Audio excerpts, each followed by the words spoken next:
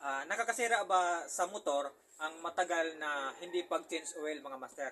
So yun ang isi-share ko sa inyo mga master, no? So base sa aking experience mga master ay hindi naman siya nakakasira ng motor o sa makina ang matagal na hindi pag-change oil. Pero nagbabago lang yung kanyang hatak or yung kanyang puwersa mga master. Kasi humihina talaga yung kanyang hatak at yung kanyang puwersa. So, experience ko yung mga master sa mga motor ko, no, na hindi naman siya nasira kasi nagkaroon naman ako ng iba-ibang motor. May nagkaroon ko ng Yamaha, ng Rose, ng Motorstar, ng ito, Suzuki, Kawasaki, Honda. Meron akong mga ganong motor mga master na hindi talaga ako nag-change oil sa tamang mileage. Nag-change oil lang ako kapag na pakiramdaman ko na nawala na yung pwersa yung aking motor. Kasi humihina talaga yung hatak ng ating motor kapag matagal tayo hindi mag-change oil mga master. So, hindi naman siya totally nasisira, humihina lang yung kanyang hatak. Ngayon, masisira lang yung ating motor mga master kapag ang ating motor na matagal na hindi na change oil, tapos ilang buwan mo siyang hindi magamit. Kasi mag-stack up kasi yung ating motor kapag matagal siyang hindi na change oil, tapos ilang buwan mo siyang hindi magamit or ilang taon, mag-stack up yung ating motor mga master. So, doon siya masisira kasi hindi mo na siya maikik o hindi mo na siya mapaandar.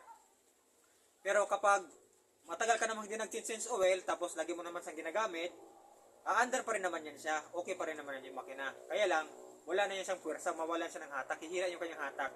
So halimbawa ito nasa 4,000 na ito, na hindi pa na-change oil, kapag nagkukulang na yung langis, dinagdagdagan ko na lang, umaandar pa naman siya, tumatakbo pa siya. Pero, hindi na siya ganun kamapuwersa o malakas yung kanyang hatak. Kapag naka 6 gear ako, halimbawa, isagad mo siya, kung halimbawa mag-top speed siya ng mga 130, 140, baka ang top speed na lang is 120 na lang, yung ganun na lang siya.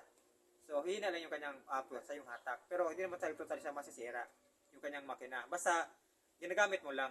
Huwag lang yung i-stack mo lang siya na hindi siya gagamitin kasi mag-stack up yung kanyang makina mga master kapag matagal siyang hindi na-change oil.